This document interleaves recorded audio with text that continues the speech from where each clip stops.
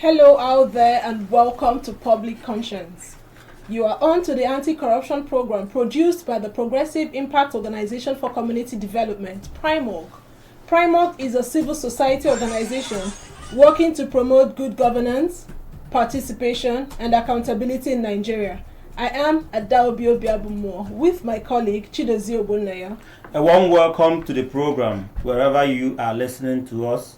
On Public Conscience, we seek to evolve a corruption-free society through the amplification of corruption stories by our partner media organizations and drawing citizens and government's attention to their democratic actions against it. We equally promote integrity by amplifying the rare cases of the display of honesty by public and private individuals in the course of their normal activities. We appreciate the MacArthur Foundation for supporting the production of this program. Quality health care is an essential service that every government strives to provide for each citizen in every part of the world. Still, service delivery without proper regulation is dangerous and a catastrophe waiting to happen. In today's program, the spotlight is on the proliferation of illegal hospitals across Nigeria and the wider implications of medical malpractice and quackery. Recently, an exclusive investigation by the International Center for Investigative Reporting (ICIR) exposed that for 4 years, a private hospital run by a foreigner, Johnson Kim, has been operating illegally in the heart of Nigeria's capital, Abuja. Identified as Lilu Hospital, the facility is said to have been evading tax and operating without proper registration and authorization by Private Health Establishment Registration and Monitoring Committee, FEMC, that is PHERMC. According to the report, there are discrepancies with the identity of the foreigner running the Lilu Hospital.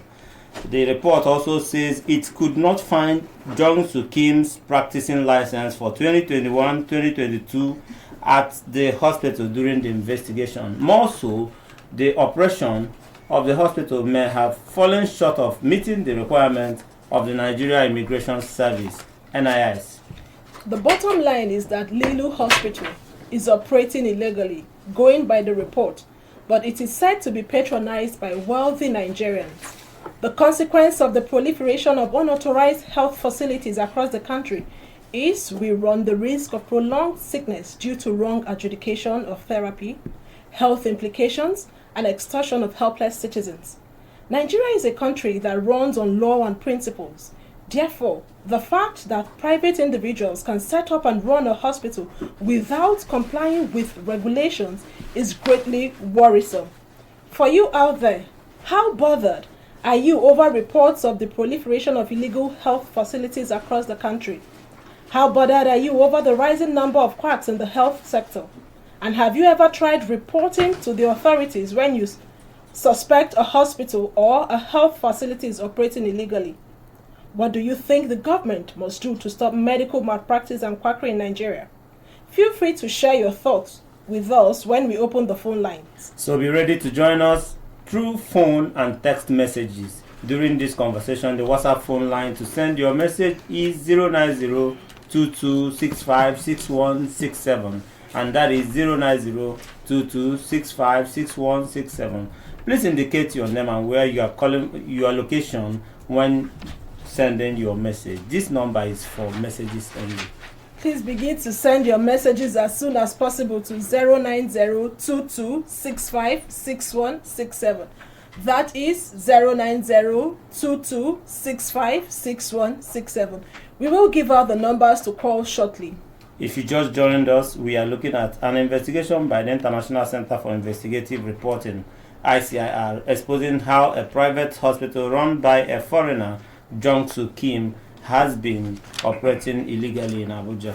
The report says the hospital has been operating without adherence to rules guiding the health delivery in Nigeria for over 4 years, and wealthy Nigerians are the main clients of the hospital. Perhaps the reason why the government and relevant bodies are unable to stop the illegality. For the right of explanation and reply to the investigation, we tried to invite the management of the Lilu Hospital to join us in the program, but all our attempts were futile. Meanwhile, a press statement signed by the media advisor of the Lilu Specialist Hospital, Mohammed Mahmood, Mahmood debunked the investigation, maintaining that the facility is not operating illegally and also claiming that it is an acupuncture therapy and spa center and not a hospital. For better explanation, we are joined by an investigative journalist with the International Center for Investigative Reporting, ICIR, Marcus Fatumole. Thank you for joining us. It's a pleasure. All right. We also have the chairman, Nigerian Medical Association, FCT chapter, NMA FCT, Dr. Charles Ugwuanyi. Thank you. I'm happy to be here. All right. Dr. Charles is also accompanied by the chairman, Hospital Inspection, Medical Outreach, and Anti-Quackery Committee of the NMA FCT, Dr. Wera Sagi. It's nice to be here. Thank you for joining us.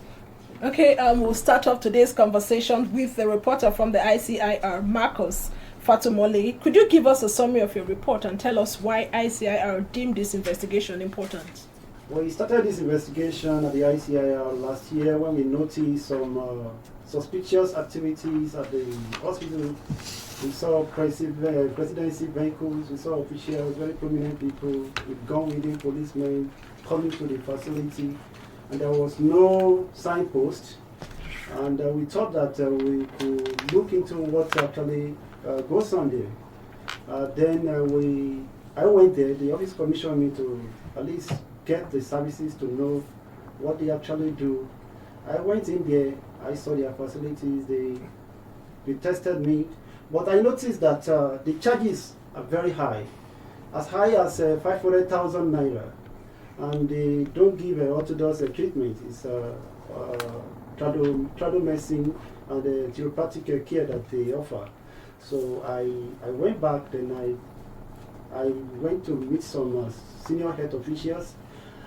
What one of them told me actually pushed me further, that such hospitals exist in Nigeria, that many of our big men don't like going abroad, we are spending much money, and that there is nothing anybody could do here that could touch such operations. So, and I went back, I told my editor that this is what he told me, and that we must look further into this activity. Then I met with the lawyer. The lawyer also, at least, made similar remark that there is nothing anybody could do to disrupt the activities of the hospital. So he invited me to his office. There were a lot of questions I wanted to ask him, and he refused to speak with me because the man, all the people there could not speak English, so they are foreigners. The man who manages the facility, Jung-Soo Kim, as he gave his name, though the media officer now, from nowhere came to tell us that his name is a hack, but the name that the man gave me that I pay money into his account is Jung-Soo Kim. So, and that's another suspicious thing too. An hospital is supposed to have an account number. So this particular facility gets its money into the manager's account. So that was also gave me more reason to look into the activities going there.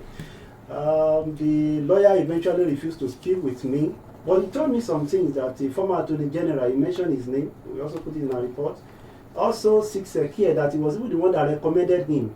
So when I realized that, so a man as big as Attorney General, former Attorney General of the Federation, gets treatment here, and 4 senior sons, senior advocates of Nigeria, 4 sons, that he also gets, he mentioned their name. So when I got to the lawyer's office, I knew that, no, these people, they really mean business. So we put the reports together, and at the end of the day, we spoke with, we tried to contact the one of the directors, who eventually alleged that he owns the hospital. That's Mr. Bartholomew Awogusi. So he's based in Oka, Anambra State. The man was shocked that hospital that he opened in Port Harcourt 4 years ago and shut down because the place was not bringing any returns. He operated it through the help of a Korean. So I don't know how, after shutting the place down, another Korean now took over in Abuja. The man never knew that such facility existed anywhere. So he was so bitter that he wanted us to take him to where the place existed so that he could arrest them. So that's just the summary. We contacted a lot of organizations, Nigeria Immigration Service, Corporate Affairs Commission, Medical and Dental Council of Nigeria, the FMC, the FCTA, the Federal Ministry. We have a lot of people. So we were the ones that made some of these organizations to take action. Even before our report, the Medical and Dental Council of Nigeria had visited the place before we published our reports. Even FMC too, maybe I don't know whether they have come, but any organization that has taken any action on that facility, it was as a result of our communication, our interaction with them. Okay, you said that when you spoke with the lawyer representing the hospital, that he said that there's nothing anybody can do to disrupt the services. Is the hospital still operational? As it stands now, I will say no, but the people are still there. When I went there were about 5 expatriates. Only that Mr. Johnson Kim, as I know his name, is the one that comes out. The other people, they don't come out. You don't see them at all. They are always indoor because I have people around the place, so we monitor the place a lot. Those other poor people don't come out. I don't know whether they have permission to enter Nigeria, so I don't know the level of their immigration status, so I don't know anything about that. But you don't see them outside. And that Mr. Johnson King drives a SUV that BS that has a diplomatic number plate. He drives around in diplomatic number, so I assume he's a diplomat that is also running hospital in Nigeria. From your investigation, you found out that one of the directors is a Nigerian. Yes. The hospital was registered to function in Port Harcourt. In Port Harcourt. And in his hometown, Lilu, in Ihiala, local government area of Anambra State. Lilu. Lilu.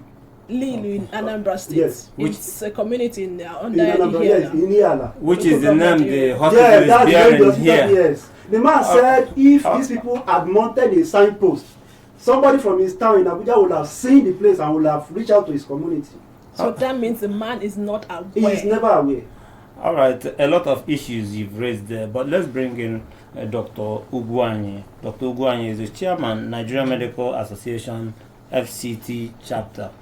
Doctor, how would you react to some of these issues, the issue raised by investigative journalist MacArthur here with us? What constitutes illegal operation in a private facility, and does the failure of a medical doctor to renew his license criminalize the doctor, that same doctor, from practicing? Thank you very much. Hello Nigerians and my distinguished colleagues who are out there listening. Let me first of all commend Primark for flagging off this anomaly in our system. But it is important for us to look at the different facets of this problem so that we'll be able to understand it better and then analyze it better. Also, there are different angles to this. First of all, there is an issue of immigration. And I am happy that the Nigerian Immigration Service, they are already been alerted. They are aware, because we need to first of all answer the question: what is the immigration status of the principal actors in this whole saga? The Johnson Sue Kim, we need answers from Nigerian Immigration Service. How did he enter Nigeria, and how many are they operating in that facility? Now, what is his immigration status? What is his visa status? Does his visa status allow him to work as in Nigeria? Does he have work permit in Nigeria to work as anything, not only doctor? Does he have a visa status that allows him a job permit, work permit in this country? That's one. Now, then we'll get to, let us assume that he's a doctor, he has entered Nigeria.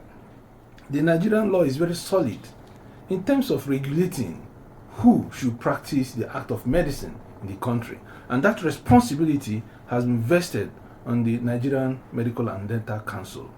Therefore, we also need input from the registry of Nigerian Medical and Dental Council, the actors in that so-called that facility. Are they registered with the Nigerian Medical and Dental Council? Because it is an absolute impossibility for any doctor to practice in Nigeria and is not under one form of registration and practicing license or the other with Nigerian Medical and Dental Council. from the information we have gathered thus far, it does not appear as if these actors are listed in the registry of the Nigerian Medical and Dental Council. Therefore, except we get a counter evidence, they are not supposed to practice medicine in this country. Now, talking about registration of hospitals in Nigeria, especially in FCT where we operate, there is a body called PHERMC. Their job under Federal Capital Development Authority is to regulate the practice, the registration and conduct of medical business in private hospitals. And of course, there are also other tertiary institutions in FCT, but those ones are being regulated by the Federal Ministry of Health. Okay. Yes, so the FMC, as you understand, they have looked into their registry, and there's no evidence that this Lilu hospital has been registered or is registrable or even undergoing the process of registration to function as a private hospital in FCT. For us in NMA, we have to work with different organs of government. Our primary responsibility is to ensure that there is a standardization of the practice as far as FCT is concerned.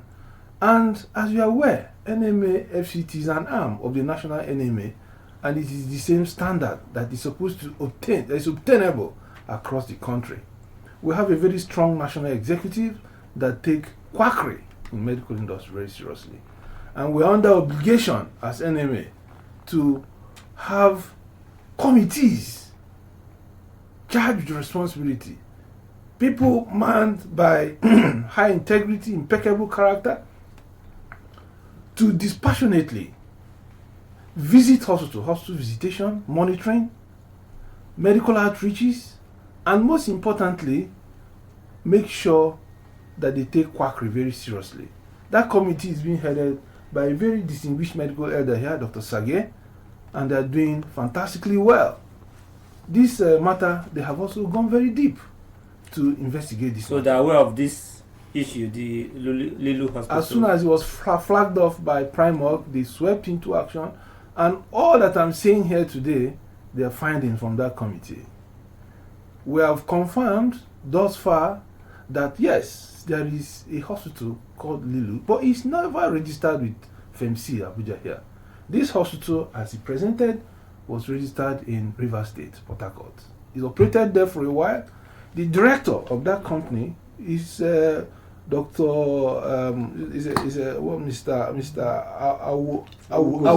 Awugozie. Yeah, but the business was not worth it at some point, so he had to shut it down. He shut it down and dismissed the Koreans because they were becoming a liability to him, to his company.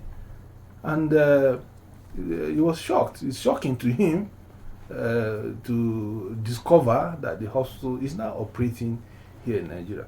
Now, let's look at the issue of what do they actually do. From investigations available to us now, maybe more will come out. Yes, they are operating what we call not very orthodox medicine, very unorthodox, what they operate there. Acupuncture, chiropractic, and so on and so forth. Now, in medical parlance, as far as NMA is concerned, all right, we deal with modern medicine. We concentrate, invest our energy in modern medicine. Yes, and MDCN, as you are aware, all right, you see, there's a bill before MDCN is trying to pass with the National Assembly right now to separate African traditional medicine from alternative medicine, from complementary medicine. We as NMA, we're not interested in African traditional medicine. We're not interested in voodoo medicine. So what are you interested in? If MDCN wants to regulate African traditional medicine, it has nothing to do with NMA. And we have dissociated ourselves from that. But for the time being, what they are practicing, the acupuncture that they are practicing, is not acceptable. Is it acceptable by your statutes or law? Well, we do know that people practice acupuncture. Yes, we do know people practice acupuncture, but we also do know that people practice chiropractic, but that is not within the purview of the Nigerian Medical Association. Okay, That's the point we're making. Thank you so much for that, Doctor. Yes. I must quickly also emphasize that we made an attempt to reach and invite the management of the health facility, but we couldn't reach them. The hospital office was locked when we took a letter of invitation to them. Could you, you mentioned various issues here. You talked about the visa status of the foreigners who are operating this particular hospital. And you also talked about different types of facilities. Now you talked about orthodox medicine, you talked about complementary medicine and all that. Could you, for the benefit of the person listening to you, what is the difference between a traditional medicine and a hospital? Traditional medicine and a hospital. We practice clinical methods, which is evidence-based. Evidence-based means that it is reproducible. It is verifiable. The clinical methods, there are 4 stages in clinical methods that were taught in medical school. There is an analysis of symptoms and signs. With the symptoms and signs, you form a clinical diagnosis. It is with that clinical diagnosis that you formulate differential diagnosis and proceed to further investigations. Further investigations could include blood tests, different types of laboratory tests, urine and all sorts of things, imaging, radiology, ultrasound, CT scan, MRI.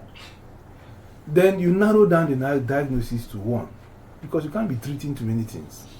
It is very unlikely that there are too many things wrong with a patient.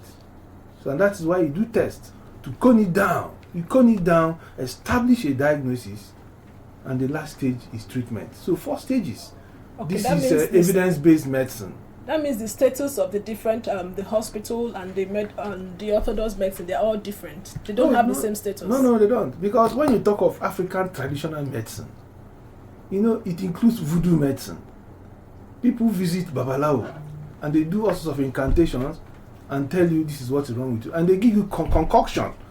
The concoction that they give you has no dose. We don't even know the chemical constituent of what they give you to drink. Okay. And other things they do. So we don't get involved in that. All right, thank you so much. You also established and also concurred to the investigation by the ICR that this particular hospital, Lilu Specialist Hospital, is not registered with the Medical and Dental Council of Nigeria, the Health Facility Registry. They were not listed there. So who should be responsible for the existence of this unregistered facility for over 3 years, right, Marcus? Yes, I believe that first of all, this investigation won't be complete without first of all taking a recourse to someone who has owned up that he once registered that company. You're going to get a lot of information from Mr. Awugozi. Then, as far as the FCT is concerned, there are relevant authorized government authorities that will answer these questions. And I believe they're already doing something. The FMC, the chairman of the FMC, we had a chat with him not too long ago, and he has assured us that they have visited that site, discovered that there's no signpost there, but despite that, they seal it up and put their sticker there, sealed, and they are still in the process of looking for the principal actors. I don't know if they have found them. We're also aware, like I said, that Medical and Dental Council of Nigeria are also involved in this matter. They have also visited our facility. Because whereas the council regulates the individual, the doctor, Medical and Dental Council, they have no business with hospital. You can work wherever you want to work, so long as you are a licensed doctor. That's where their job stops. Yeah. Now, it is the state authorities, and in Abuja, FCDA has assumed the status of a state. So they have different arms that register and monitor hospitals. And it is FAMC, Private Health Establishment Regulation Committee in FCDA.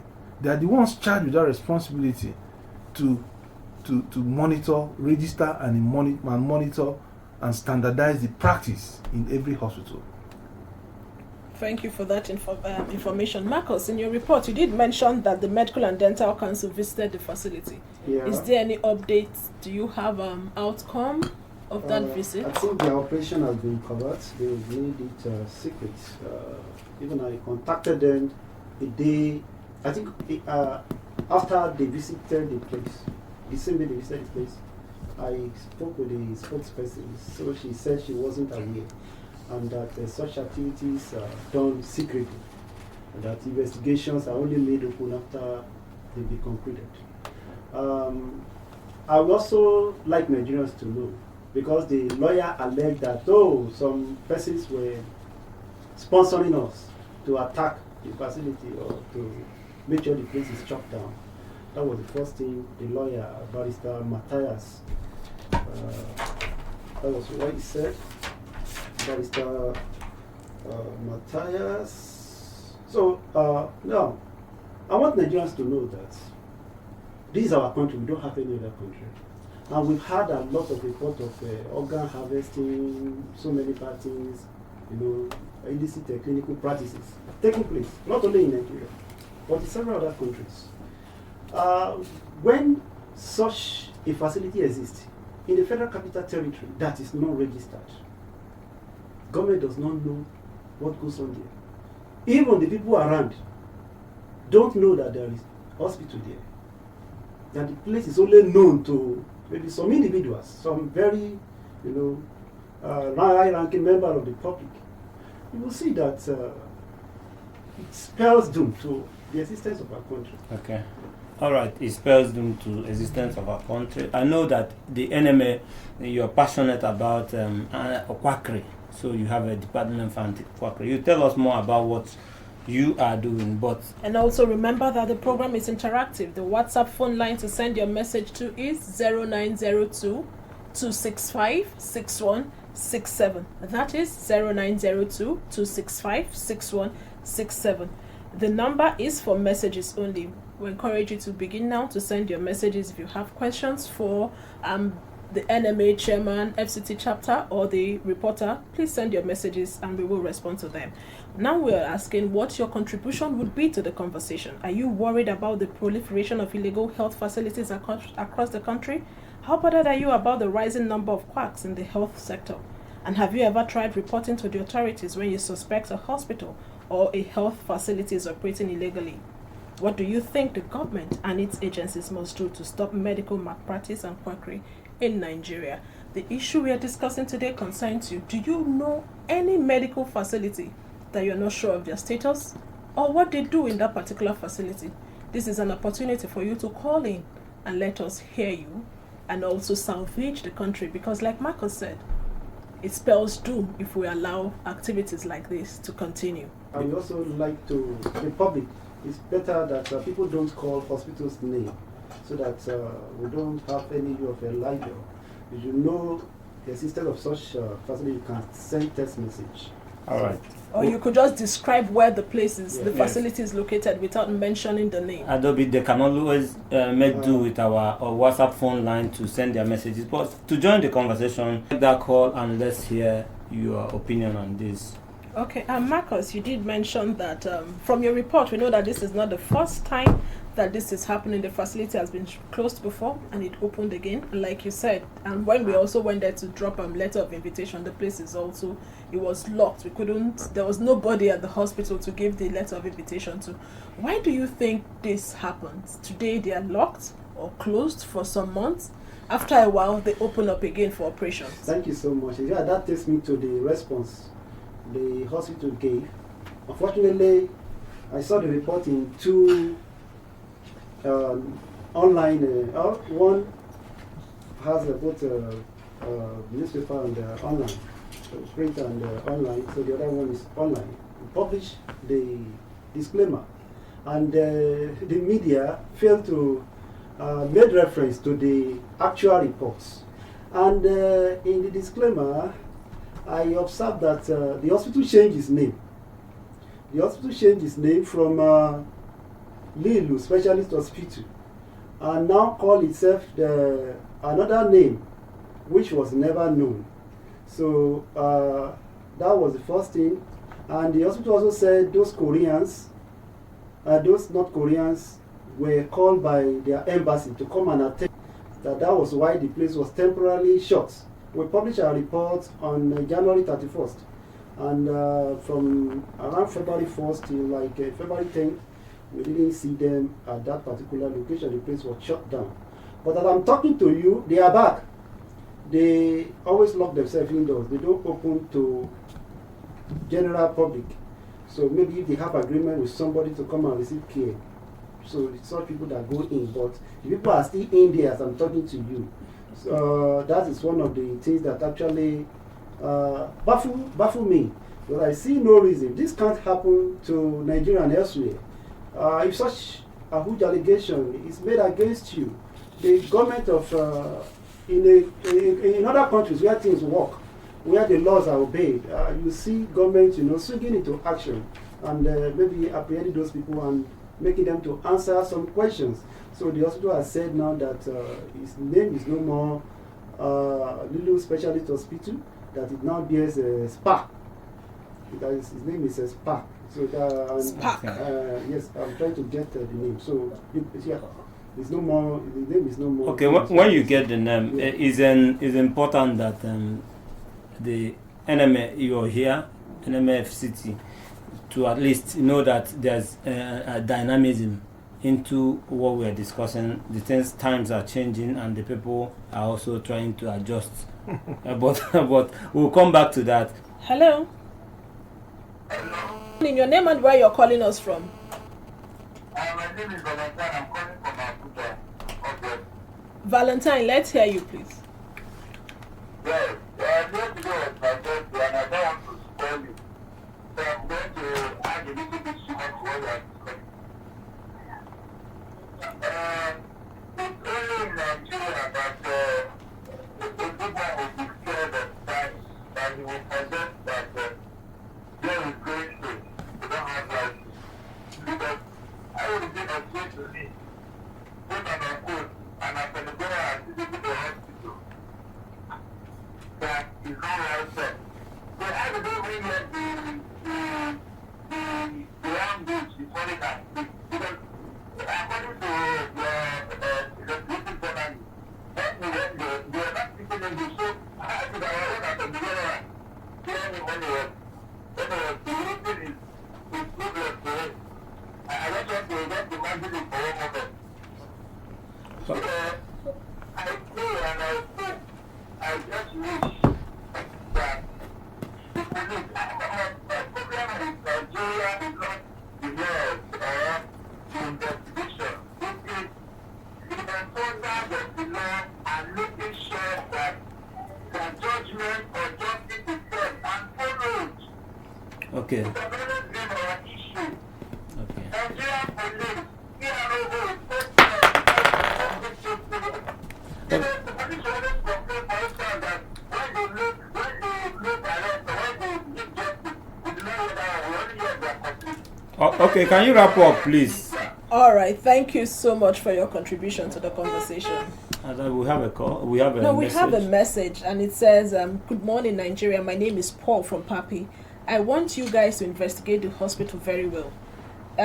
They could be into organ business."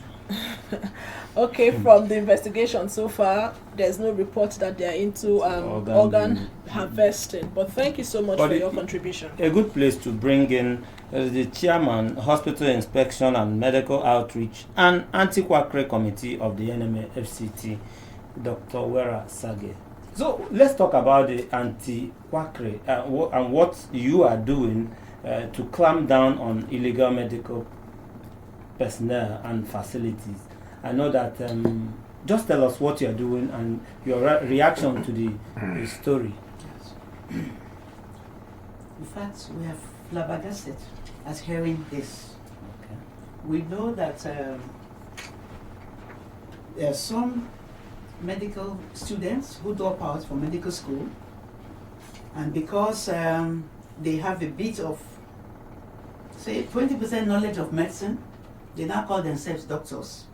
And I don't know how they get the fake certificates and they're able to practice in some hospitals.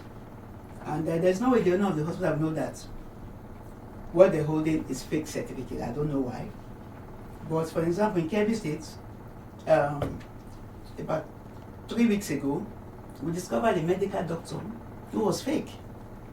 And of course, we seized his license to practice medicine, as well as, even as we speak now, is in police detention.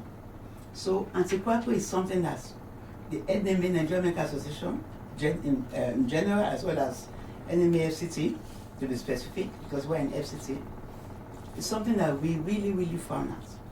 And especially this, the current chairman of NMA FCT and his ESCO, we are all out to deal with anti-quackery. So I'm letting everybody know now, all Nigerians, please be aware. Those of you who know that you are practicing quackery and you own illegal hospitals, we are all out for you now. Because we're working hand in hand with FMC, who is a body of Federal Capital Territory Administration, in short, FCTA, as well as MDCN. And we have even visited the IG of police, and they're ready to back us up. So please, if you know that you're practicing quackery medicine, you're not a doctor and you're calling yourself a doctor, and playing games with the lives of Nigerians and other experts who may be here present, we are all out for you. I'm just letting you know now. To what extent can you push this, take action? Because we know that you can only raise a red flag about issues, but you cannot prosecute. It's not Arrest. within you. You cannot arrest. And what are the challenges you are having with getting these people, bad people, nabbed and prosecuted? For now, FMC, as I said, is the body that handles the illegal hospitals, while MDCN handles the cases of illegal and quack medical practitioners. So our own duty is to fish out these people, and then, since we're working hand in hand with them, as for, say we are afraid of something, we're not afraid because, like I said, we have visited the police headquarters, and the people who matter there have assured us that they're ready to help us anytime we need them. Okay, we'll see how that goes. And just to say that the International Center for Investigative Reporting did the investigation, and we are partners, we amplify. Yes. Marcus, this question would be to you. When Dr. Charles Ukwane, in his earlier submission, he talked about the visa status of these foreigners who are operating this, in quotes, illegal hospital. Your report, you mentioned that you visited immigration. What was their response? Yeah, at immigration, I spoke with an official, a very senior official there, who told us that any foreigner coming to Nigeria to work will have to be given subject to regularization, STR. That means that, yes, as a foreigner you can come into Nigeria maybe for a visit, but you want to work, any company that is employing foreigners must have what is called quota. It is that quota that tells the number of expatriates working in that particular institution. The immigration will know the number, and it is the immigration that will actually approve the number. And that subject to regularization is now what changes your visa status in Nigeria. It's just like a work permit. So I think that STR will not be like a work permit. So, in fact, when I spoke with the immigration officer, he was so happy that we should just go and pick the other day. So, but it's still also a gap. How did these people get into Nigeria if they don't have that STR? But when you spoke with the owner now of the hospital, that's Lilu Specialist Hospital, Mr. Bartholomew, right? Yes. Did he say that he got the STR that is subject to regularization for this Korean? Who worked with him earlier? Yes. The original owner. There are many North Koreans. In fact, from my findings, there is also a hospital a facility in the southeast that also has a branch here, where North Koreans work. From the way this thing is going, I've not been able to reach out to the man for the past few days. The man mentioned one man, Mr. Hack. In the hospitals of Rebuta, they said the man's name is Hack, not Jong Soo Kim. So maybe it was the same man that actually ran this hospital in Port Harcourt that illegally brought it after the owner had shut it down, that illegally brought it with the help of some prominent Nigerians to, site it here in Abuja. Now the hospital said there's no more leave, especially the hospital. His name is now Acupuncture Therapy and Spa. I have all the details. I was registered. I went through their treatment because of my investigation. I have my treatment results. I have the flyer, the hospital's flyer, and my hospital card. Everything is bearing leave in specialist hospital. So how come the hospital now suddenly change from what people know it to be? Now it's now bearing the spa acupuncture therapy. Okay. Please, Lots So, of you want to investigation add needed. something? yes, just Okay, to let Dr. Nigerians Sagi, know go that ahead. there is no signpost there. There is no signpost, even with this new name that Marcus is talking about. When you go to the place, there is no signpost. A hospital must have. A hospital, be it acupuncture or whatever, supposed to have a signpost. Okay. What of a spa? Yes, even a spa is supposed to have a signpost so that people will know that that's what you do and come there for one thing or the other. So it's a major red flag. Yes, please. All right, let's bring in Dr. Ugwanye as we begin to wind up a bit. Doctor, a lot has been said, and we must seek for a permanent solution. Our aim is to get to that permanent place of El Dorado. What must the government do to salvage situations like this, and stakeholders, associations like you also, and every other stakeholder in the health sector? How can we take away and take off quackery in our system? If you can respond in 1 minute, that would be nice. Okay, thank you very much. First of all, is to recommend the efforts being put in place so far, because they are already transmitting from one name to the other, which means there's something happening. The heat is on. But in terms of going forward, if you look, there's no strong legislation on anti-quackery for now. So we must push very quickly to make sure that there's an act on anti-quackery. There has to be an act so that it will be easy to prosecute people that we catch. Before now, we charge them on fraud, impersonation, which is quite woolly, and they always find a way to escape. In one way or the other, the case drags on for so long. But if you have a very strong legislation, which is passed an act of the National Assembly, it is properly gazetted, it becomes easy to prosecute. On our own part, as Medical Association, we will continue to fish them out. We have a very strong anti-quackery committee. We'll fish them out. There are enough government agencies to assist us to achieve success, because the lives of Nigerians matter to us. Thank you very much. Thank you so much. Let's go to Marcus for your closing remarks.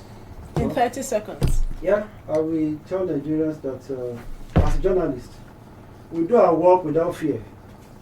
Like every other profession, that's what we are giving our lives to do. So we don't fear the consequence. That's what we have committed our lives to do, without fear or favor, and we are going to be doing it objectively. We are not hunting anybody, and it is our joy that investment coming to Nigerians. There are many jobless people here. In fact, even there is a law that says Nigerians should be engaged in such foreign firm, but there is no Nigerian working in that place. So it is our joy that companies are coming here, but they should go through the process. They should abide by our laws. We are happy they are here, but they should go through the due process. Okay, thank you. A good place to also bring Dr. Sagi to. Thank you so much. In This 30 FM, seconds. A lot has been said. Just to say that we are all out.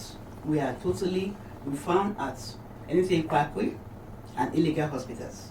Thank you for your contribution. Thank you. Those we really must go. Yes, a good place to pack our bags. Please visit our news website, primognews.org. That is primognews.org for all the details of our reports and interviews.